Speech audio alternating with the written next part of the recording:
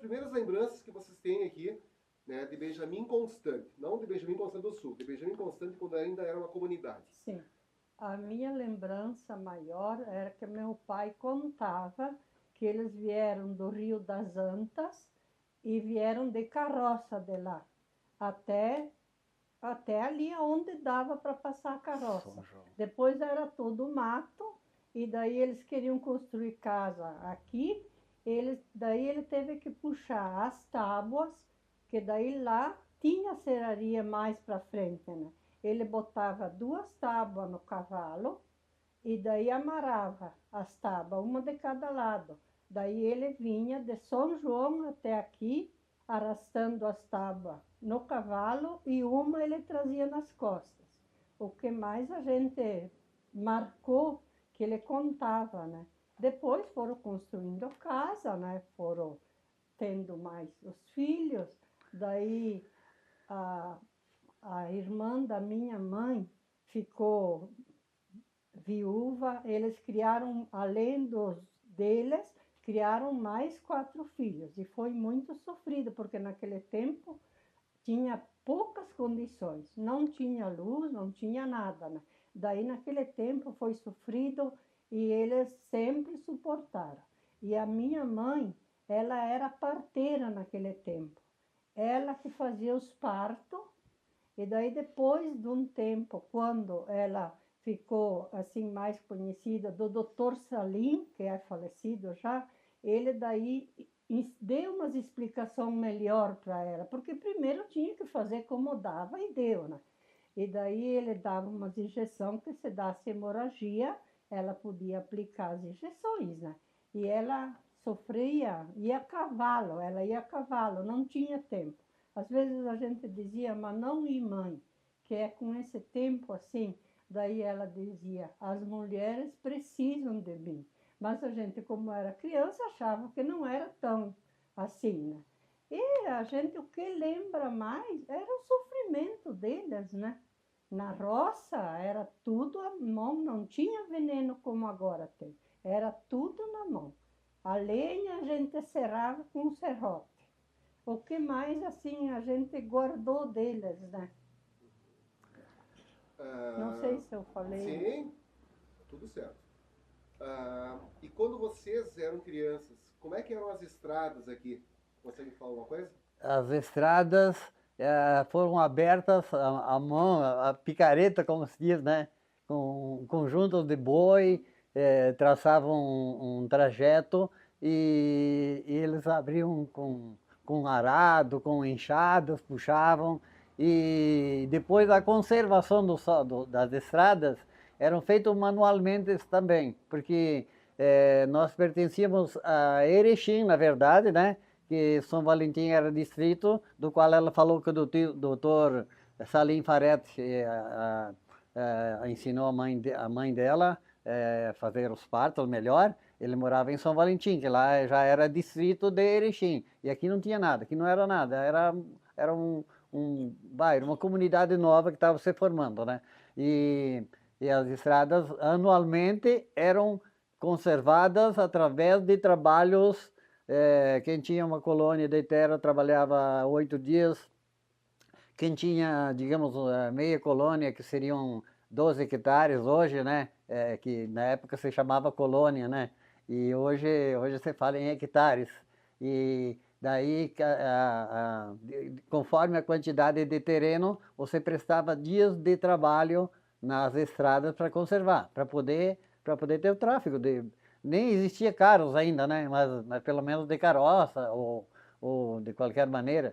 Depois surgiram, lá por 1950, não, em 45 mais ou menos, eu lembro que numa estrada do interior passava um pequeno ônibus que vinha de Erechim, passava por São João, na linha Alqueire, e descia Paulo Frontin e rumo a Votoro. Um ônibus com ainda os alicerces, digamos, de madeira, né? A carroceria era firmada com colunas de madeira ainda. Imagina o conforto que tinha, né? Mas eu lembro porque eu era criança, eu tinha 5 anos, e o ônibus passava por lá. E depois, essa estrada aqui vinha até Benjamin e aqui parava, né? Depois, mais tarde, né, eles construíram, até fizeram a ligação que vai à reserva indígena em Faxinalzinho, que não existia ainda, mas bem mais tarde foi construída essa estrada, né? E claro que depois já veio máquinas mais tarde, São Valentim se emancipou e tal, né? Mas quando o pai, que é o meu sogro, o seu Isaac Coser, ele construiu a casa com aquelas madeiras, ele construiu lá na beira do rio.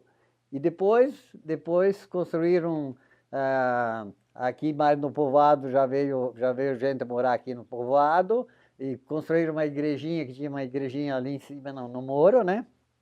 Uma igrejinha de madeira. E assim foi prosseguindo, a comunidade foi crescendo, depois veio algum pequeno comércio, né? Essa é a próxima pergunta que eu vou fazer, na verdade. Sim. Depois, porque Que senão vai... é por temas, né? Daí, Sim. o que eu esqueci do meu pai é que o meu pai, ele era arrumador de osso, ferido. Às vezes, pessoas que quebravam a perna e perfuravam a pele, ele fazia umas lasquinhas de madeira para ajudar o remédio. Ele mandava a gente, que era criança, bater uma clara de ovo, daí ele botava um pano e depois botava aquelas lasquinhas de madeira para enfaixar bem. Mesmo que estasse perfurado, né? Ele conseguia arrumar. É uma coisa que a gente não pode esquecer isso, porque ele levantava a qualquer hora da noite, ele fazia e ele nunca cobrou nada. Era uma coisa que ele fazia por amor. Eu queria pedir para a Nelce agora, Nelce, se tu consegue falar um pouquinho do que tu te lembra de criança, de igrejas, santuários, os capitéis, o que tu consegue se lembrar? Bem, não é que me lembro muito bem, mas eu lembro da igreja que era construída ali no morro, né? E os capitéis, tinha vários capitéis, tinha tipo assim, Paulo Frontin e na linha Banhara. E as pessoas assim eram muito devotas. Os dias da semana era para o trabalho, mas nos domingos era sagrado. Era o rosário que dizia, né? E nós aprendemos o rosário desde criança, enquanto a minha mãe, quando anoitecia, fazia a polenta, nós com o nosso pai rezávamos o terço. Então, desde criança, a gente aprendeu e foi crescendo nesta religião, e aprendemos também a cantar, assim, no anoitecer, um luar bonito. Ele sentava com a gente lá fora e a gente cantava. E por isso a gente aprendeu a cantar e canta até hoje. Vocês têm lembrança daquela igreja que o vento ajudou a derrubar aqui do lado da igreja? Vocês eram crianças naquela época? Tem alguma lembrança dessa igreja ou vocês não têm? Sim. Dessa de alvenaria que foi construída após aquela lá de cima, eu e a minha esposa, nós casamos naquela igreja, que foi o ex-padre Afonso, que fez o nosso casamento. Depois deu um vendaval e derrubou aquela igreja. Aí foi construído, nem foi construído, foi rezado num outro local, os terços, as missas que tivesse, quando viesse o padre, né? E depois se tornou paróquia, mas sem igreja também, né? Sem igreja porque não tinha ainda o primeiro padre foi o padre Zenírio Fávero, que morava em Erechim, o primeiro pároco, que morou na casa do Balduino Costa, que é irmão dessas duas aqui, que morava ali nos fundos da cidade, no final da cidade para cá. E depois foi construído a casa paroquial, e consequentemente, com o material que sobrou da igreja antiga, uma parte foi reaproveitado para construir aquele salão que existe até hoje, né, salão paroquial, e depois fizeram a igreja nova, daí nesse modelo que está ali hoje, que agora está sendo modificado, você sabe que estão fazendo uma reforma, né, e vai ser inaugurado em setembro, me parece, na festa de setembro, e mais ou menos de igreja é isso, né? O pessoal diz que as crianças saíam da escola para ajudar a puxar tijolos, né? Sim, é Tem verdade. fotografias. Nós até temos fotografia. Na época eu era professora. Então, assim, no intervalo, eles comiam a merenda, o lanche, tinham. O lanche não era que nem agora, que tinha domésticas que faziam, né? Levavam, aliás, traziam de casa frutas, batatas, e era assim. Então, comiam aquela comidinha que tinham trazido de casa e depois nós íamos puxar tijolos para construção. Então, 20 minutos por dia a gente fazia isso. E com relação ao hospital, relação a curar doenças, naquela época, vocês eram crianças, né? Ou aí na época do pai de vocês aí, como é que o pessoal aqui da Benjamin buscava ajuda quando ficavam doentes? Aqui era um hospital. Um hospital. Tinha um doutor, mas a gente não sabe que tipo de doutor. Assim, naquele tempo a gente dava graças a Deus que até morreu uma sobrinha minha nesse hospital. Mas não era essa casa, era mais velha, né? Depois foi construída outra casa. E uma irmã minha, quando ela foi ganhar um filho, que daí era a mãe que atendia, mas só que de hemorragia. E naquele tempo a mãe ainda não tinha as injeções para atacar a hemorragia. Quando daí tinha que pegar um caminhão Um para cavalo, levar. Reni. Levaram o caminhão do falecido Ernesto Gabuardi até numa altura, mas daí ela morreu, né? Daí a menina, naquele tempo parecia que tinha que ser amamentada com o leite materno, né? Daí eu tinha 6 meses, daí a mãe me desmamou para dar leite para essa menina, que até é a Anitta do Claudino Fusinato. Essa casa aqui serviu como um hospital Como ou era ou a outra casa? Outra casa. Ela foi depois, ela foi reformada, né? Era uma outra casa. Sim. Então. Sim. Uhum. E o pessoal que tinha que buscar ajuda médica, iam de cavalo, iam de carroça, quem que levava esse pessoal para outros lugares quando precisava de ajuda? Eles iam a cavalo. Então é por isso que essa minha irmã faleceu, porque meu pai saiu daqui a cavalo para ir até a São Valentim. São Valentim tinha um senhor, um farmacêutico, que era um pouco mais entendido, né? E daí até que o pai foi a cavalo. Chegou lá, e esse farmacêutico veio com um carro antigo, e esse carro se estragou na viagem, né? E por isso que demorou muito e ela não resistiu. Até onde eles iam levar, então? Até Cotegipe. Então, ele veio, mas quando chegou aqui, carregou ela, bem mal, né, já sem sangue, e para ir até a Cotegipe ela não resistiu. Então, E vocês têm alguma lembrança de quem foram os primeiros moradores que estavam morando aqui no povoado de Benjamin aqui? Quem eram os primeiros? Sim, era o Gaspareto, o pai do Ari, o Zanandré, que vieram também, o Trisoto, Trisoto. Gabuardi. Quem? Gabuardi. O Gabuardi, quem? Que construiu, desculpe interromper, o Gabuardi, então ele pôs um comércio, um estabelecimento comercial ali onde tem a Sicredi atualmente. Ele construiu uma casinha de madeira, né? E pôs um pequeno comércio, que era o comércio da cidade, da cidade que existe hoje, né? Eu não sei se eu deveria falar mais tarde, quem sabe, sobre a emancipação, você vai fazer, mais tarde, né? Tá. Na verdade, a pergunta que eu ia fazer agora, em sequência, é sobre o comércio de Benjamin. Sim. Né? Se vocês têm lembrança, quem que eram os primeiros comerciantes daqui, né? Como é que eles transportavam os produtos na época? acho que o primeiro comerciante era o Ernesto de Marco, que ele depois foi para Chapecó. Então, como eles transportavam? Na época, é claro, eles cortavam o mato e faziam aquelas rocinhas pequenas e plantavam, colhiam e depois para vender, eles iam até Erechim a cavalo, aonde eles vendiam? No Panocelli, que ainda, alguém ainda lembra desse nome, né? Daí o Panocelli vinha com uma tropa de mulas, de burros, né? Para carregar esse mantimento que tinha sobra, né? Então, o que eles usavam durante o ano todo, eles seguravam. E o que sobravam, eles vendiam. E daí compravam as pequenas coisas que eles usavam, não é que nem agora, né? Porque tudo era colhido assim no mato, tipo, açúcar não tinha, mas tinha mel, que o mel eles coletavam daqueles balões de abelhas, né?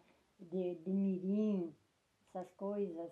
E a salada também era coletada, colhida, né? No mato, como a seralha, o pissacã, que eles diziam, o almeirão.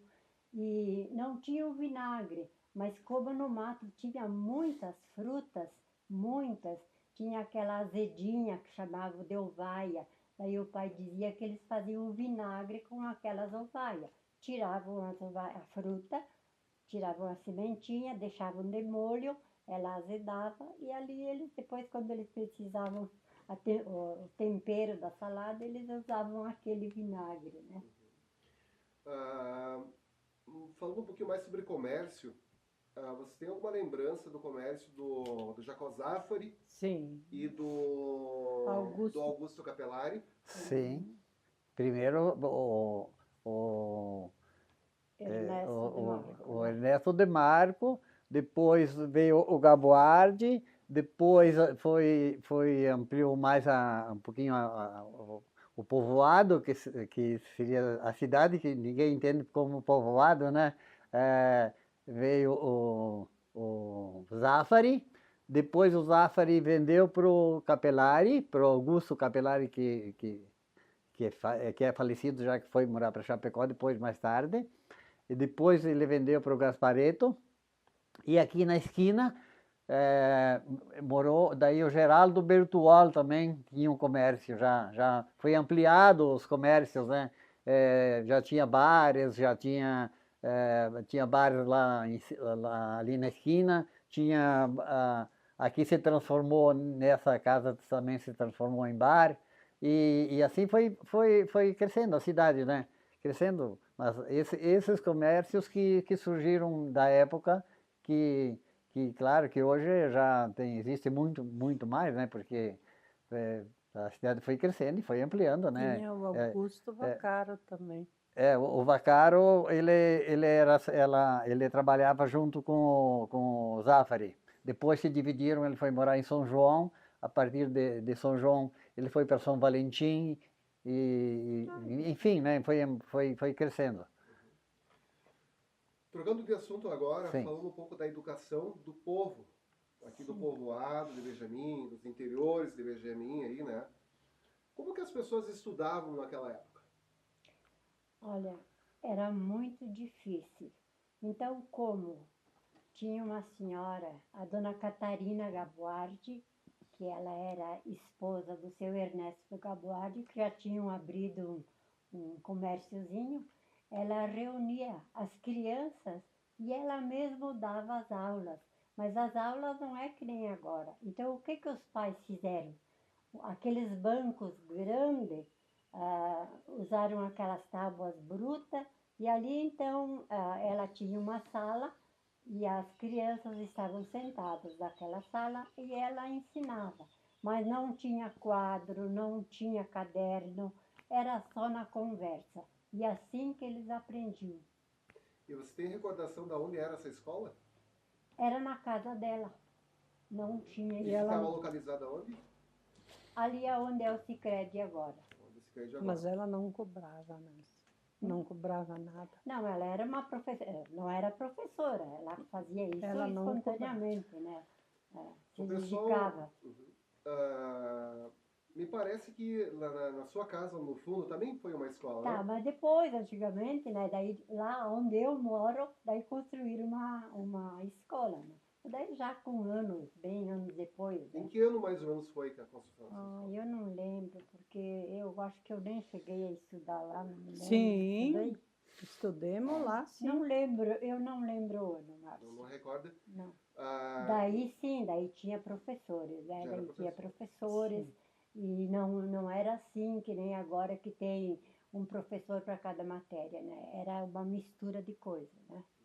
e E tu te ali lembra quem que dava aula naquela escolinha? sim, era a dona Regina Conte e duas filhas dela, a Adelaide Conte e a Nair Conte, que era a esposa do Dalla Rosa, do Moacir Dalla Rosa.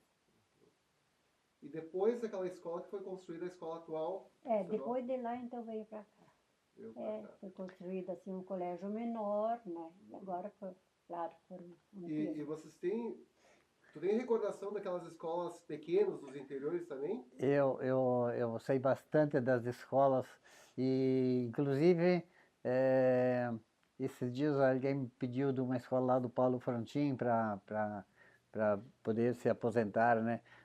Naquela época, as professoras não tinham faculdade. Uma professora, essa aqui foi professora também, ela iniciou como professora aproximadamente não nem com o primeiro grau completo, mas já dava para iniciar, né, da sequência, como surgiu a colônia, foi desenvolvendo o ensino também. Depois passou desses professores tomarem mais conhecimentos e, e até a própria educação já exigindo mais, aí eles passaram a fazer faculdade, que hoje eles têm que ter formação, né? Faculdade, como é que se diz, tem que ser profissionais competentes para lecionar nas escolas hoje, né? Mas naquela época, quem tinha quarto, quinto livro, que diziam na época, né? Já servia para dar aula nas escolas do interior. Mas só que assim, os alunos, as crianças, eles não eram assim, crianças rebeldes, né? Eles não precisavam de quadro e nem de escrever, né? Eles, ouvindo, eles aprendiam. O que eles aprenderam mais naquela época antiga era associar as palavras, né? Eles diziam o ABC com as vogais e a soma, as diminuições, as 4 operações. E as Era tabelas isso que para eles... escrever.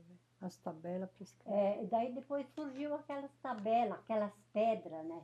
Então era mais fácil de trabalhar. Daí faziam o trabalho, né? Apagavam e retornavam a fazer outras atividades. Mas as crianças pareciam mais assim atenciosas, né? Aprendiam, não precisava repetir muitas vezes as coisas, né? E assim que eles aprenderam. E um ensinava ao outro.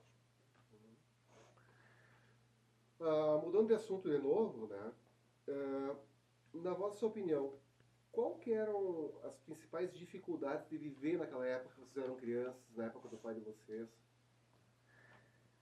Olha, as dificuldades que a gente ouvia o meu pai falar era assim no trabalho. Mas eles faziam tudo com muito amor, que eles não reclamavam de nada. Eles não achavam nada difícil, porque era tudo feito a braço, né?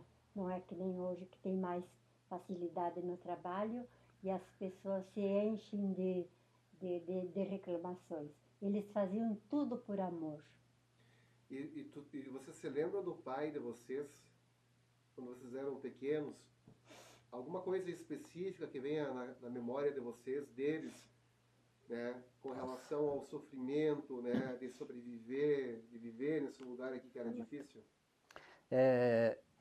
Inclusive, alterando, assim, ampliando o que ela estava falando, eles tinham, cada colono tinha uma junta de boi, eles regavam a terra para depois, mas tudo à mão, tudo a braço, né? Colhiam com o cesto, puxavam nas costas, levavam até a carroça, porque tinha lugares que, como aqui é terreno dobrado, também não dava para ir com a carroça por tudo, levavam até, depois depositavam no galpão, aí à noite, os dias de chuva, debulhavam o milho, depois vinham quando tinham para vender, vinha uma tropa do comerciante, uma tropa de mulas, e carregavam o produto e levavam até o comércio, né? Então era uma dificuldade, mas era satisfatório porque tinha como adquirir o alimento também que você precisava, né? Você comprava no comércio e conseguia sobreviver. A maneira que facilitava mais era que os comerciantes também, então também tinham um bom senso, né? Eles sustentavam o agricultor até a produção. Na safra eles cobravam, daí eles vendiam digamos, não se comprava uma camisa na época, não existia uma roupa feita, digamos, um casaco feito, assim. Eles compravam uma peça de roupa, quem sabe, para servir a família toda, aquelas peças grandes, né? Daí fazia uma camisa um vestido para ela, uma camisa para mim, uma camisa para essa aqui, e assim por diante, faziam tudo em casa, não tinha comércios que tinha, como é que se diz hoje, roupas prontas, né? Era tudo feito em costureiras, alfaiates, né? Compravam a roupa em metros e faziam daquela maneira. Era uma dificuldade, mas era enfrentada não se queixavam. À noite, inclusive, eu lembro que eu era criança, bem pequeno ainda, parece que eu nasci cantando, né? Porque nós éramos crianças ainda, e à noite a família se reunia, rezava o terço, e depois cantava. Tenho meu cavalo zaino. Na época já existia o cavalo zaino, né? Tenho meu cavalo zaino, que na raia é corredor, já correu 15 carreiras, todas 15 ele ganhou. E a gente ficava muito feliz E assim com por isso. diante, né? A gente era criança e a gente cantava sem saber o que estava cantando, né? Mas a gente aprendia com os nossos pais, né? Era uma beleza, por isso que a nossa opinião é isso. Eles eram pessoas sinceras, eles não carregavam nada assim de rancor e eles eram muito fortes, né? Vamos falar um pouquinho da água também, da sanga, como é que eles conservavam a roupa limpa, né? A água, eles tomavam água da sanga, eles não diziam rio. E a mãe lavava a roupa numa laje de joelho. E como não tinha sabão naquela época, não tinha sabão, eles usavam aquelas esponjas de macaco para esfregar as roupas. E a luz elétrica, você tem alguma lembrança? Isso veio muito mais tarde. Muito mais tarde. Eram aqueles lampiões a querosene. No começo só existiam, colocavam dentro de uma latinha ou de um litro, de uma vasilhame, né? Qualquer vasilha, um pouco de querosene e com um pavio e acendiam o pavio em cima, que fazia uma fumaceira, né? Se você fizesse cerol, no outro dia você tinha o nariz todo preto de fumaça, né? Porque não existia outra maneira. Depois a evolução veio, veja como a tecnologia lentamente foi avançando, né? Depois veio os lampiões, que daí eram a querosene mesmo, mas com vidro, já que clareavam mais. Depois veio os liquinhos, que já eram com gás, né? Foi evoluindo. Até que depois chegou a energia elétrica, lá por 1900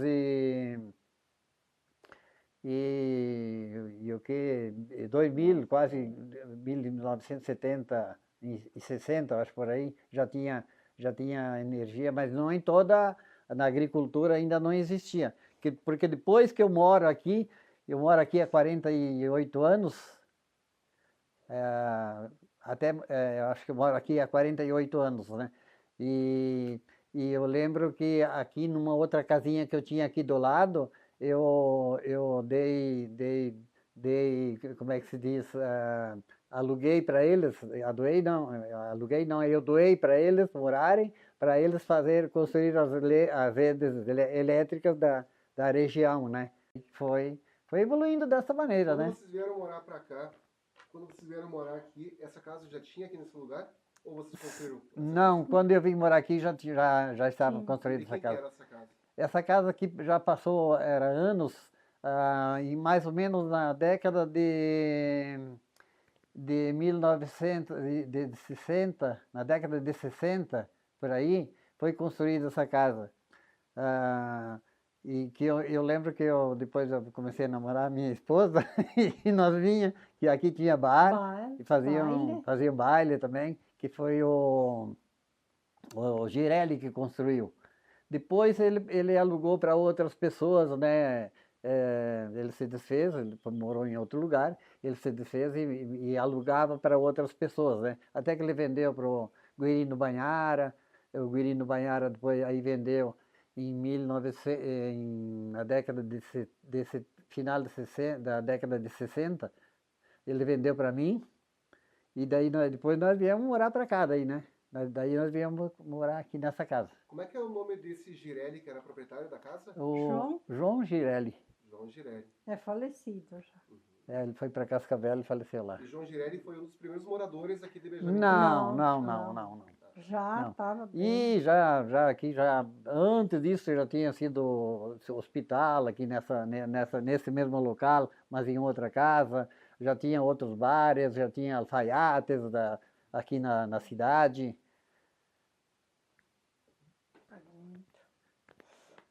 Tá ok.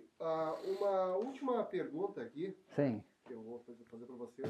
Na verdade, não é bem uma última pergunta, vou fazer duas perguntas. Vocês querem falar alguma coisinha, vocês querem falar algo a respeito do município depois de ser emancipado, se transformado em município? Inclusive, eu ajudei a fazer o processo de emancipação do município, no qual eu fui secretário de Educação, que com a ajuda de outro, como eu também não tinha grande formação, né? Mas eu busquei junto a pessoas mais experientes, junto ao MEC, enfim, a gente buscou informações com quem tinha mais conhecimentos, e eu formei a Secretaria da Educação, como está funcionando hoje, porque como se emancipou, você tem que ter tudo, só não tinha transporte porque nós não tínhamos carro. Então eu com o meu carro, eu fiz todo o município, percorri todo o município com o meu carro particular para fazer uma medição para poder pagar o transporte terceirizado, né? E daí a gente conseguiu, tinha um micro-ônibus que veio do município mãe de São Valentim, um micro-ônibus pequeno, micro-ônibus, né? E os outros foram contratados, terceirizados, né? E a prefeitura pagava, então, porque a gente sabia a quilometragem, pagava tanto por quilômetro, né? E uma última mensagem, então, se vocês pudessem deixar uma mensagem para as futuras gerações que estão crescendo, essa gurizada, né? Que daqui a anos vão estar assistindo esse documentário. Tá, Que mensagem, que recado vocês deixariam? eu queria deixar uma mensagem, não muito longa, mas antigamente as pessoas eram muito honestas, trabalhadoras, valorizavam muito a vida, não procuravam muitos médicos, procuravam mais chá caseiros, como agora a gente não costuma fazer isso. Mas eu pediria às autoridades e aos governantes, aos alunos, todas as pessoas, que abrissem o seu coração e colocassem no coração uma flor com muitas pétalas, e que essas pétalas fossem distribuídas a todas as pessoas com a mesma cor e o mesmo tamanho, porque nós todos somos iguais. E para caminhar juntos, de mãos dadas, nós precisamos disso. Para isso precisamos de educação, né? Eu sempre falo há muito tempo, inclusive para meninas que busquem mais formação, porque o mundo de hoje tá difícil, né? Eu casei com ela hoje, amanhã já é difícil de conviver junto, separar. Tem que ter vida própria, procurar ter vida própria. E eu gostaria que os administradores, tanto municipais como estaduais, como o presidente da União, digamos, né, o presidente da República, que focassem bastante esse rumo da educação, porque está faltando muita educação no mundo todo, né? Não só no Brasil. A gente percebe, assistindo a televisão, que em todo mundo existem coisas extraordinárias de falta de educação, falta de respeito com as pessoas. Eu gostaria que as pessoas se respeitassem mais e buscassem, e que a partir das autoridades que dessem assistência e que as pessoas também colaborassem com isso, né? A minha mensagem seria essa. A minha mensagem seria assim, eu acho que as crianças de hoje, eles sentem muita falta dos pais por causa do dito telefone, né? Geralmente, quando você tem uma criança que você quer fazer outra coisa, simplesmente você não vai conversar um pouco com ela, fica um pouquinho com ela primeiro de conversar. Porque às vezes o pai está aqui com um telefone, a mãe está aqui. E a criança, para a criança não incomodar com outro telefone. Eu acho que daí assim, aquela criança nunca vai ter um bom coração de aceitar alguma coisa difícil, né? Porque nada é fácil nesse mundo. E assim vai crescendo, né? Assim como ela foi criada, ela vai criar os filhos dela também, que eu acho que é muito errado.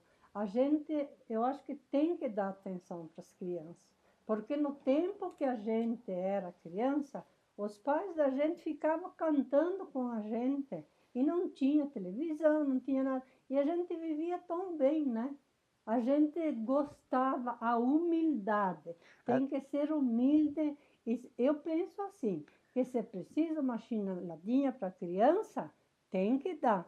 Mas falar, dizer o porquê que tu tá ganhando esse chineladinho. Depois a gente conversa aqui. Se referindo a isso, a tecnologia é muito importante, né? Foi muito importante o desenvolvimento da tecnologia. Só que as pessoas estão muito ligadas às telas, digamos, tanto do telefone como da televisão. Enfim, isso aí deveria ser um pouquinho mais abandonado um pouco e mais ter mais contato físico, como nós estamos tendo agora aqui nesse momento, né?